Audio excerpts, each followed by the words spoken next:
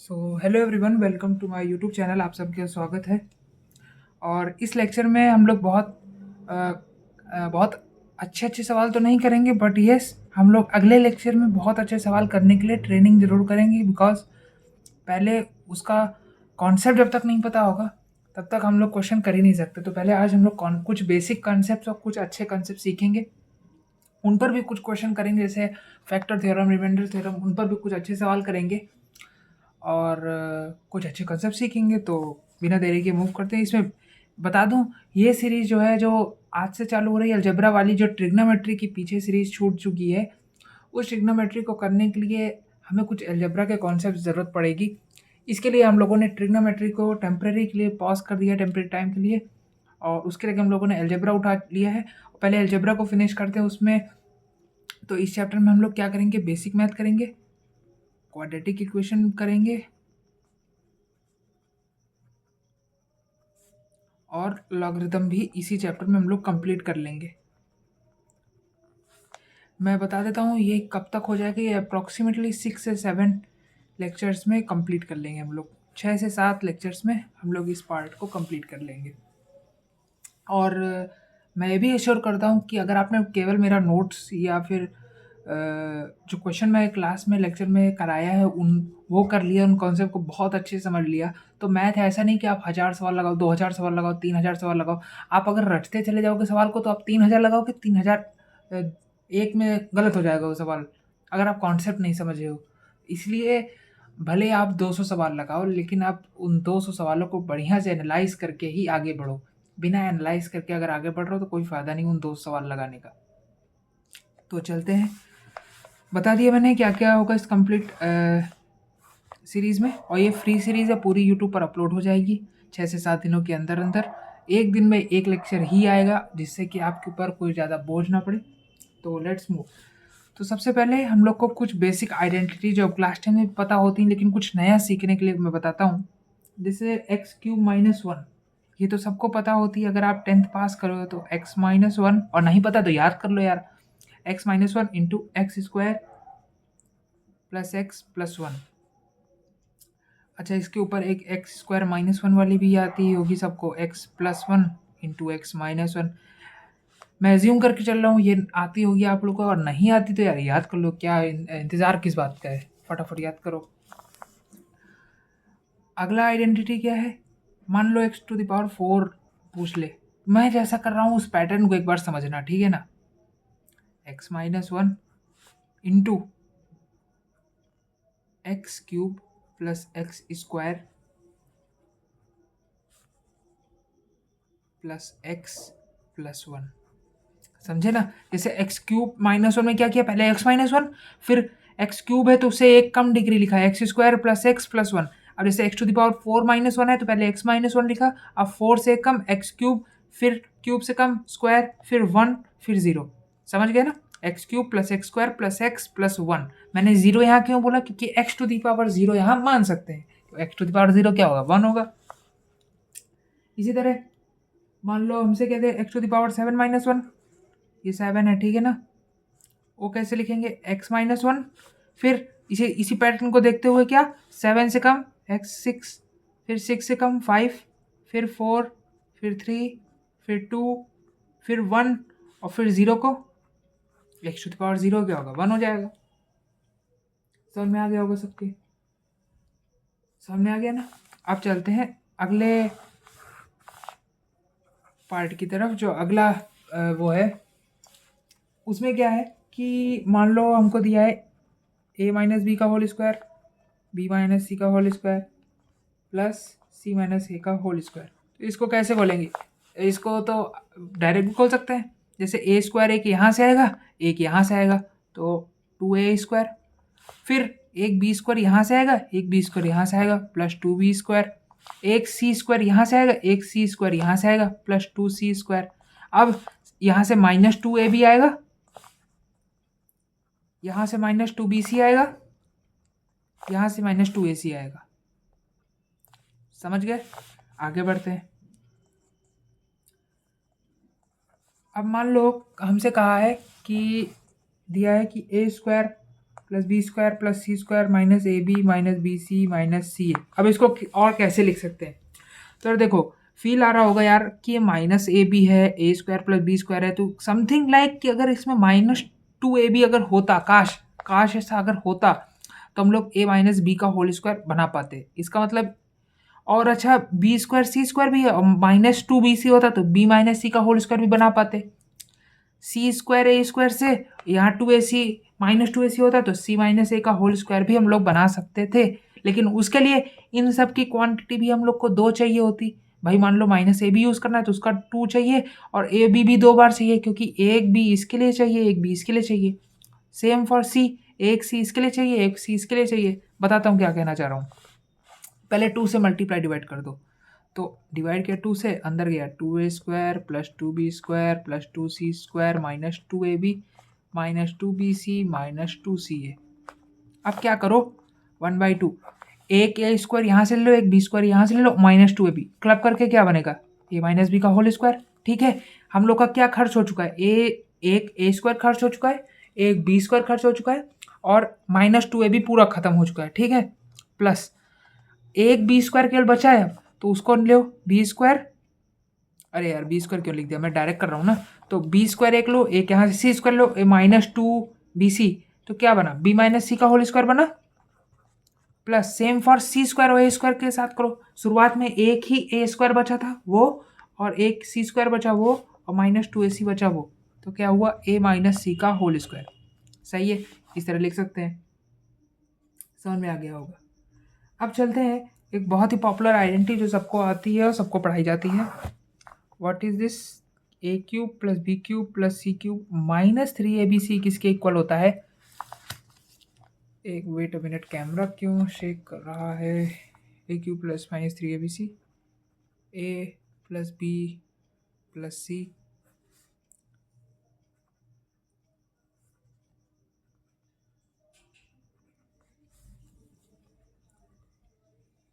सी है। ठीक है ना, इतना समझ में आ गया।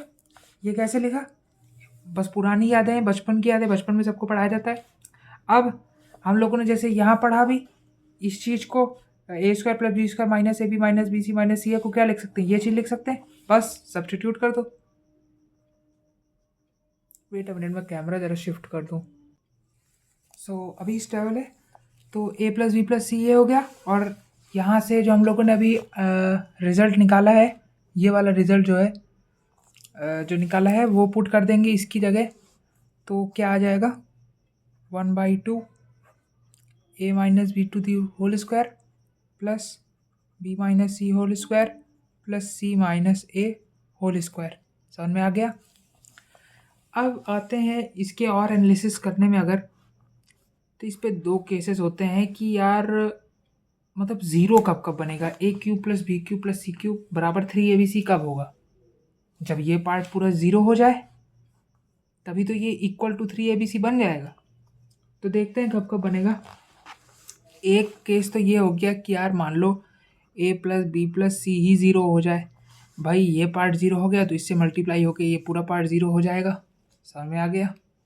एक हम यहाँ थे कि अगर a plus b plus c ये पार्ट ज़ीरो हो गया तो a cube plus b cube plus c cube minus three a b c is equal to zero, तो ये बराबर थ्री ए बी सी हो जाएगा। तो यहाँ से लिख सकते हैं a cube plus b cube plus c cube is equal to three a b c. समझ में आ गया होगा इतना। एक केस और हो सकता है कि यार एक तो ये पार्ट ज़ीरो हो जाए, अब ये भी तो हो सकता है कि ये वाला पार्ट ज़ीरो हो जाए। अच्छा ये पार्ट कब ज़ीरो होगा, ये भी किसी चीज़ का होल स्क्वायर है, ये भी किसी चीज़ का होल स्क्वायर है, ये भी किसी चीज़ का होल स्क्वायर है। तो अच्छा किसी का होल स्क्वायर कब ज़ीरो होगा, जब वो और होल स्क्वायर में भी उन सभी का सम कब ज़ीरो होगा, जब ये सब इंडिविजुअल टर्म्स भी ज़ीरो हो जाए अपने आप में, तभी तो ज़ीरो होगा। समझे ना क्या कहना चाह रहे हैं। तो इंडिविजुअल टर्म कब ज़ीरो होंगे, जब a minus b is equal to zero, इसका मतलब a is equal to b. अब यहाँ से बी माइनस सी भी ज़ीरो हो जाए तो b is equal to c, c minus a भी जीरो हो जाए तो c is equal to a, then a is equal to b plus, then क्या आ गया condition, a is equal to b is equal to c आ गया। समझ में आ गया। अब क्या करते हैं इस केस में भी, a cube plus b cube plus c cube is equal to 3ABC। समझ में आ गया होगा कैसे लिख दिया, है ना। अब चलते हैं अगले पार्ट की तरफ। वो है कि यार प्राइम नंबर कैसे पता करें कि कौन सा प्राइम है कौन सा नहीं प्राइम है। तो प्राइम नंबर होता क्या है, सुनने में बेसिक बात लगेगी कि, लेकिन एक ट्रिक बताऊंगा, देखना, देखते जाना। प्राइम नंबर कौन से होते हैं कि एक तो पहले तो ओनली 2 फैक्टर्स जिसके हो। कौन कौन से प्राइम आपको पता है, देखना, लिखते जा रहा हूँ, आप मन में बोलना। 2, 3, 5, 7, 11, 13, 17, 19, 23, 29। अब इसके आगे बहुत ज़्यादा है, ठीक है। तो ये तो हो गया बेसिक डेफिनेशन। अब अच्छा हमसे कोई पूछ ले कि यार मान लो 673 इज़ अ प्राइम नंबर और नॉट, प्राइम नंबर है कि नहीं है, तो हम लोग कैसे बताएंगे। देखना अब कैसे अप्रोच कैसे करते हैं। अब यहाँ ऐसे तो देखेंगे नहीं कि यार यहाँ से गिनते चले जा रहे हैं फिर देख रहे हैं किससे डिवाइड होता है किससे नहीं होता, उसमें तो बहुत टाइम लग जाएगा ब्रो। तो उस टाइम से बचने के लिए भाई हम लोग क्या करेंगे, पहले देखना मैं क्या कर कह रहा हूँ। अंडर रूट में लिखो 673। अब 673 किसी का स्क्वायर तो है नहीं, लेकिन किस स्क्वायर के पास है। 25 का क्या होता है स्क्वायर, 625 होता है।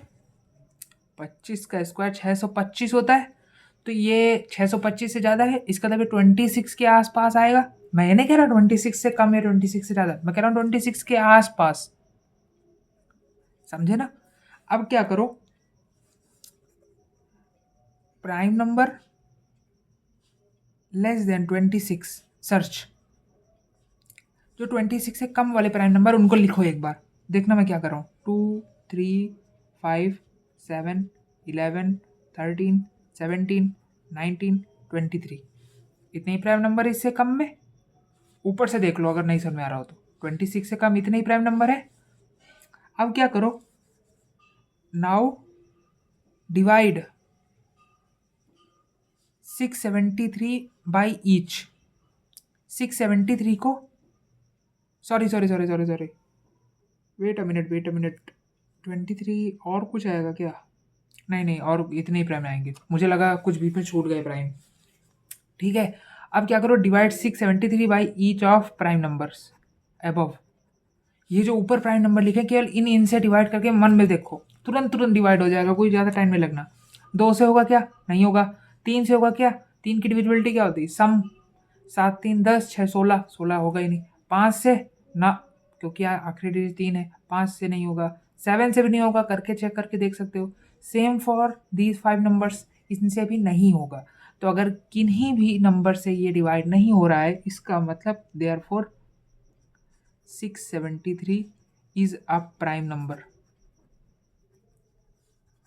a prime number, ठीक है ना। अगर ये किसी के एक से भी डिवाइड हो जाता तो ये कंपोजिट बन जाता, समझ गए ना मैं क्या कहना चाह रहा हूँ। अब चलते हैं दूसरे कंसेप्ट की तरफ। दूसरा कंसेप्ट हम लोग का क्या कहता है, अब हम लोग कुछ वैल्यू लिख रहे हैं, उनको आपको एकदम याद कर लेना है, आगे हम लोग की आगे की मैथमेटिक्स में बहुत हेल्पफुल होगा। पाई का वैल्यू 3.14, ठीक है ना, 3.14। पाई स्क्वायर का वैल्यू 9.86, पाई बाई 2 का वैल्यू 1.57, ठीक है।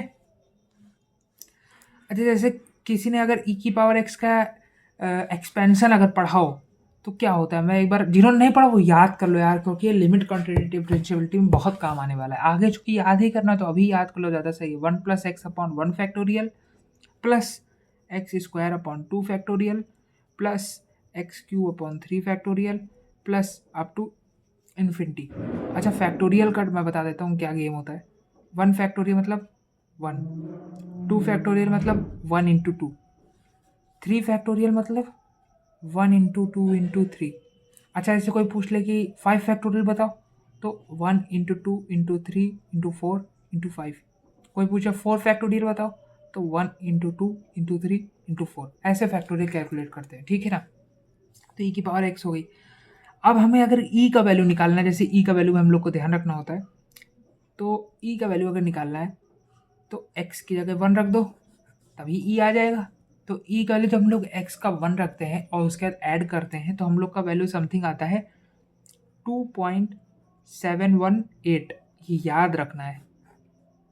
कोई ऐसा वो नहीं कि यार नहीं याद रखेंगे तो क्या बहुत बड़ी आफत आ जाए, क्या एक भी क्वेश्चन नहीं बनेंगे क्या जेईई पे, एक ऐसा नहीं है। बट अगर आप याद रखो तो एक एडवांटेज साइड में रहोगे कि मैथ है।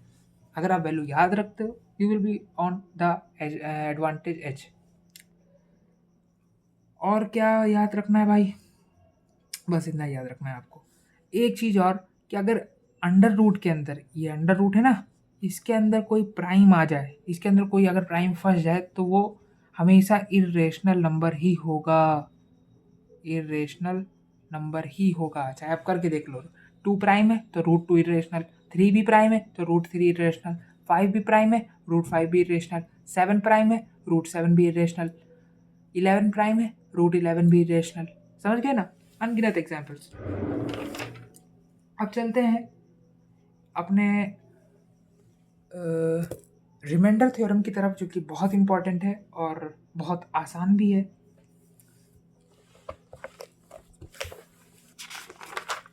तो रिमाइंडर थ्योरम क्या कहती है, सबसे पहले वो समझते हैं। सो चलते हैं रिमाइंडर थ्योरम की तरफ। रिमाइंडर थ्योरम, लोग पता नहीं इससे क्यों बहुत डरते हैं। बहुत आसान सी थ्योरम है, देखते जाना, 5 मिनट के अंदर पूरा क्लियर हो जाएगा कि कहना क्या चाह रहा है। एक बार स्टेटमेंट लिखो, ऐसा लगेगा कि स्टेटमेंट नहीं समझ में आ रहा है, बट एक बार जब सवाल में उतरेंगे ना तो खटाखट सवाल होंगे। कह रहा है let p x be a polynomial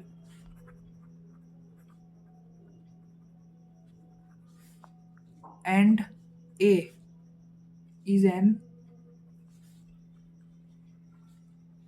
real number if px is divided by x minus a, then remainder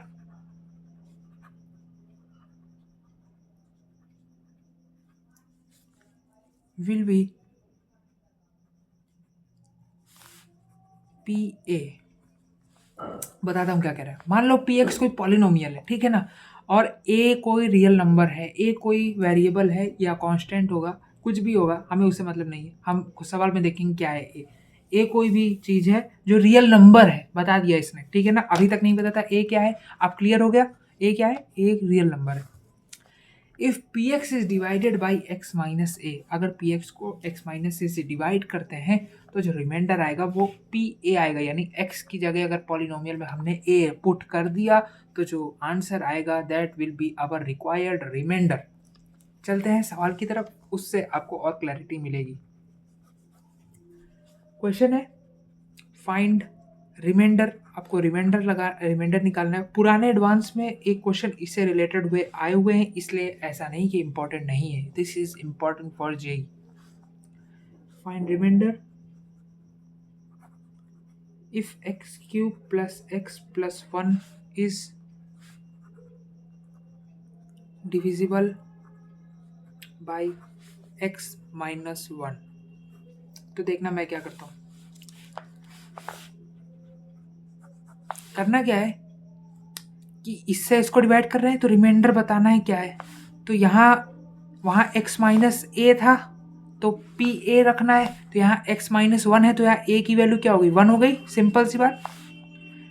P x क्या है यहाँ पर, x cube plus x plus 1। Remainder कैसे निकालते हैं, x की जगह a रखना है तो पी ए रख देंगे, और a की वैल्यू क्या दी हुई है 1, तो यानी 1 क्यूब प्लस 1 प्लस 1, इसका मतलब 3 आ गया आंसर, 3 रिमाइंडर आएगा। यही आंसर हम लोग का, सिंपल। अगले क्वेश्चन की ओर चलते हैं। जितना ज़्यादा क्वेश्चन करेंगे उतना ज़्यादा कॉन्सेप्ट क्लैरिटी होती जाएगी, लेकिन समझ समझ के। अब कह रहा है कि फाइंड, सेम रिमाइंडर ही निकालना है, if x square minus 3x plus 5 is divided by x plus 2। तो अब क्या करेंगे, पहले तो ए देखो, ए क्या है, इससे डिवाइड कर रहे हैं तो ए क्या हो गया, x plus 2 is equal to 0 से निकालते हैं ना ए, जैसे x minus a is equal to 0 तो x is equal to a. तो यहाँ क्या आ जाएगा, x plus 2 is equal to 0 तो एक्स इज इक्वल टू -2, यही हम लोग का ए है। समझ गए। अब इस ए को पी एक्स में अगर हम पुट कर देंगे तो रिमाइंडर आ जाएगा पी ए क्या निकल गया है, -2। अब ए का एक्स की जगह -2 रख दो तो -2 का whole square 4, -2 into -3 plus 6 plus 5, 6 4 10 plus 5 15। Easy. अब चलते हैं एक और क्वेश्चन की तरफ, अगर जिसको अभी भी नहीं क्लियर हुआ उसको इससे क्लियर हो जाना चाहिए।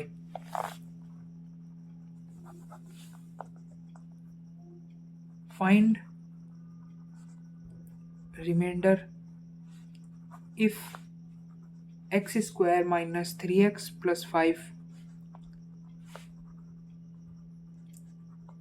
is divided by 3x minus 4। अब देखना क्या करता हूँ, 3x माइनस 4 से डिवाइड कर रहे हैं तो a का वैल्यू क्या हो गया, 4/3 हो गया। कैसे हुआ बता देता हूँ भाई, कुछ लोगों के शायद ना समझ में आया हो। 3x माइनस 4 दिया हुआ है जिससे डिवाइड कर रहे हैं, उसको 0 के बराबर पुट कर दो तो x की वैल्यू क्या है, 4/3। यही हम लोग का a है, इसी को हमको px में पुट कर देना है। px क्या है, डिविडेंड जिसको डिवाइड कर रहे हैं, x square minus 3x plus 5। ठीक है, अब इसमें x की जगह 4/3 पुट कर देना है, वही a है। 4/3 का whole square that will be 16/9 minus 3 into x, x क्या है 4/3 प्लस 5, 16/9 और ये 3 से 3 -4 प्लस 5, इसका मतलब 5 माइनस 4 विल बी 1, और 1 प्लस 16/9 हो जाएगा 25/9, और यही हम लोग का आंसर हो जाएगा। डन। Remainder theorem clear. अब क्लियर हो गया होगा, अब तो सबको क्लियर हो गया होगा रिमाइंडर थ्योरम। अब क्या होता है कि अब हम लोग चलते हैं फैक्टर थ्योरम की तरफ, जो कि एक वो भी बहुत इम्पॉर्टेंट और बहुत अच्छी थ्योरम है, फैक्टर थ्योरम। जैसे रिमाइंडर थ्योरम सीखा है वैसे फैक्टर थ्योरम सीखेंगे। पहले एक स्टेटमेंट लिखेंगे, फिर उसके बेस्ड पर सवाल करेंगे, फिर देखेंगे कहाँ कॉन्सेप्ट अप्लाई करना है। ठीक है, तो कहता क्या है, if p x be a polynomial, देखते जाना, ऑफ डिग्री ग्रेटर देन और इक्वल टू 1। ज़्यादा दिमाग को लगाओ, देखते जाओ और सवाल से सीखेंगे कहना क्या चाह रहा है। And x minus a is a factor of polynomial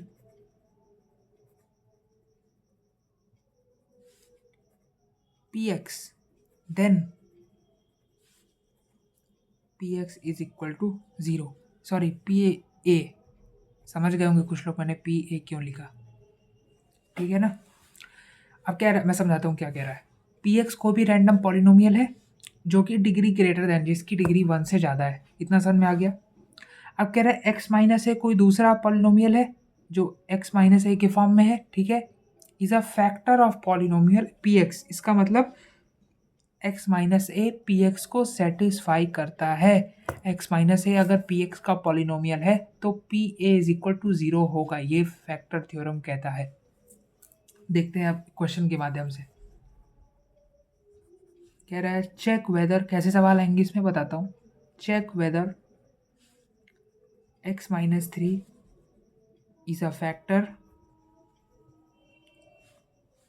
of x cube minus 3x square plus 5x minus 7 और नॉट। इसका फैक्टर है या नहीं ये बताना है हमको। तो क्या बताया मैंने, x माइनस ए अगर पी एक्स को सेटिस्फाई करता है या उसका एक फैक्टर है तो उसको वो सेटिस्फाई करेगा। इसका मतलब p a is equal to 0 होना चाहिए अगर ये सेटिस्फाई करता है तो। ए का वैल्यू क्या है यहाँ, एक्स माइनस ए के फॉर्म में हमने पढ़ा था, तो ए का वैल्यू क्या है 3 है। इसका मतलब अगर यहाँ एक्स की जगह 3 पुट करें तो ये 0 के बराबर आना चाहिए। तो क्या आएगा, p x is equal to, पहले एक बार दोबारा लिख लें एक्सप्रेशन, -3x² + 5x-7। तो P3 पुट करना है तो 27, 3 का क्यूब 27, फिर 3 का स्क्वायर इंटू 3 फिर से 27 प्लस 5 3 जा 15 -7, 5 15 में से 7 गया कितना 8। क्या ये 0 आया, क्या नहीं आया ना, नॉट इक्वल टू 0, यानी 8 नॉट इक्वल टू 0 होता है ना, इतना तो पता ही होगा। इसका मतलब therefore x-3 is not the factor of given px। फिर से समझाता हूँ क्या हुआ। x-3 कह रहा है इस चीज़ का फैक्टर है या नहीं, इस पॉलिनोमियल का x-3 फैक्टर है या नहीं। जनरली क्या होता है, अगर कोई किसी चीज़ का फैक्टर है तो उसको पुट करने पर वो वैल्यू 0 हो जानी चाहिए थी, लेकिन इसमें 0 नहीं हुई। इसका मतलब क्या हुआ कि x-3 फैक्टर ही नहीं है, क्योंकि अगर x-3 फैक्टर होता तो 3 पुट करने पर ये 0 आ जाता, लेकिन ये 0 नहीं आया, इसका तभी फैक्टर बिल्कुल भी नहीं है। समझ गए होगे आप लोग क्या कहना चाह रहा हूँ मैं, समझ गए। जाते जाते एक इक्वेशन जो हम लोग बचपन में पढ़ते थे, एक बार उसको रिवाइज कर लेते हैं ताकि आगे के सवालों में गलती ना हो। क्या होता है, dividend is equal to divisor into quotient plus remainder, यही होता है, सबको याद होगा, ठीक है। अच्छा चलो एक एग्जांपल लेते हैं, मान लो x-1 कोई डिवाइज़र है, ठीक है। डिविडेंड मान लो ले लिया हमने x² - x + 1, ठीक है। अब इसको डिवाइड करो, x बार जाएगा पहले, तो x² - x माइनस करोगे, कट गया, 1 आया रिमाइंडर, ठीक है। तो इसको कैसे लिखोगे, x² - x + 1, ये डिविडेंड हो गया, is equal to divisor x-1 है इंटू कोशिएंट, कोशिएंट क्या है x, प्लस रिमाइंडर, रिमाइंडर क्या है 1। अब अगर कोई ऑब्जर्वर अच्छा है तो वो ऑब्जर्व कर पा रहा होगा कि यार ये तो क्वाड्रेटिक एक है, ये एक लीनियर है जिससे हम डिवाइड कर रहे हैं, समझ गए ना। कोशिएंट को तो QX हम लोग डिनोट कर देते हैं, और ये एक हम लोग का कांस्टेंट टर्म आ चुका है, समझ गए, समझ गए होगे। तो ये थी हम लोग की पूरी फैक्टर थ्योरम। इस पे कुछ अच्छे सवाल भी बनते हैं, तो मैं सोच रहा हूँ एक क्वेश्चन तो बनता है इस पे, एक जेई लेवल का, तो करते हैं बिना देरी के फटाफट वो क्वेश्चन। एक बार मैं क्वेश्चन वीडियो पॉज करके एक बार मैं क्वेश्चन नोट कर लेता हूँ ताकि आपका टाइम वेस्ट ना हो। सो क्वेश्चन नोट कर लिया मैंने, तो चलते हैं इसके सोल्यूशन की तरफ। आपका पहले तो फ़र्ज़ बनता है कि आप वीडियो पॉज करो और एक बार अपने आप से ट्राई करो। अगर क्वेश्चन बन जाता है तो आप आंसर मैच करके आप स्किप कर सकते हो ये वाला पार्ट, अगर नहीं बनता है तो फिर सोल्यूशन देखो। तो होप सो आपने ट्राई किया होगा। चलते हैं सोल्यूशन पार्ट की तरफ। कह रहा है पी एक्स है कोई पॉलिनोमियल, उसको डिवाइड करते हैं हम x-1 से, एंड रिमाइंडर मिलता है 5, यानी x-1 से पी एक्स को डिवाइड करने पर रिमाइंडर हम लोग को क्या मिल रहा है 5, ठीक है। ये तो हो गया केस 1। अब करते हैं कि यार अब पी एक्स को ना अब x+2 से डिवाइड किया है और रिमाइंडर हम लोग को इस बार -1 मिला है, ठीक है। तो कह रहा है x-1 इंटू x+2 से अगर हम लोग डिवाइड करें तो रिमाइंडर क्या मिलेगा। तो पहला केस क्या था, पी एक्स डिविडेंड है और x-1 से डिवाइड किया है, ठीक है। कुछ कोशिएंट आया होगा q1 मान लिया, q1x, तो उसमें रिमाइंडर कितना मिला +5। ये इक्वेशन पता है ना कैसे लिखी मैंने, वही dividend is equal to divisor into quotient plus remainder, उससे लिखी। दूसरा केस क्या कहता है, अगर अब इस बार पी एक्स को हम लोगों ने x+2 से डिवाइड किया तो मान लो दूसरा क्वेश्चन आया होगा, Q2 आया होगा, तो उसमें रिमाइंडर क्या आया, -1। इसका मतलब प्लस रिमाइंडर होता है, इसका मतलब -1, क्योंकि -1 है रिमाइंडर। समझ में आ गया? ये तो हुआ दूसरा केस। अब चलते हैं तीसरे केस की तरफ। तीसरा केस कह रहा है जिसमें हम लोग को रिमाइंडर निकालना है, और इस बार किससे डिवाइड किया गया है, x-1 और x+2 से। मान लो Q3x आया क्वोशेंट और रिमाइंडर आया। रिमाइंडर इस बार हम लोग रैंडम नहीं लेंगे, इस बार स्पेसिफिक रिमाइंडर लेंगे। जैसे आप लोगों ने अगर पिछले सवाल में नोट किया, मैंने जब एग्जांपल लिया तो उस एग्जांपल में क्या था कि यार ये चीज़ क्वाड्रेटिक है, इससे कोई फ़र्क नहीं पड़ना इधर, लेकिन जो कोशिएंट जो डिवाइज़र है अगर वो लीनियर है तो उससे डिग्री एक कम होके रिमाइंडर आता है। जैसे यानी यहाँ वो है ना लीनियर, तो यहाँ कांस्टेंट आया। सेम इसी तरह अगर यहाँ क्वाड्रेटिक होता तो यहाँ लीनियर आता। जैसे यहाँ लीनियर है तो यहाँ कांस्टेंट आया, यहाँ क्वाड्रेटिक है तो यहाँ क्या आएगा, अगर यहाँ क्वाड्रेटिक है तो यहाँ क्या आएगा, लीनियर आएगा। अगर यहाँ क्यूबिक है तो यहाँ क्या आएगा, प्रोबेबली क्वाड्रेटिक आएगा। Same for here. अगर यहाँ ये क्या बनेगी, x-1 इंटू x+2 क्या बनेगा, क्वाड्रेटिक बनेगा। क्वाड्रेटिक है तो यहाँ क्या आएगा, किसी लीनियर के फॉर्म में आएगा रिमाइंडर। तो ये हम लोग का थर्ड इक्वेशन हो गया। समझ गए हो गए। अब एक मतलब और निकलता है कि यार x-1 से इसको डिवाइड किया तो 5 आया। इसका मतलब समझ रहे हो क्या है, कि जो डिविडेंड है अगर हमने उसमें 1 रखा, x-1 से डिवाइड किया ना तो 5 आया। इसका एक मतलब और है, ठीक ना। वही फैक्टर थ्योरम जो कहती है वही मैंने बताया, जो रिमाइंडर थ्योरम कहती है वही मैंने बताया। दूसरा केस क्या कह रहा है, px को x+2 से डिवाइड करो तो रिमाइंडर -1 आता है। इसका मतलब p-2 इज -1। गलत कहा क्या कुछ? नहीं, बिल्कुल सही कहा। हमसे अब इसकी हेल्प से हम लोग को रिमाइंडर ax + b का वैल्यू चाहिए।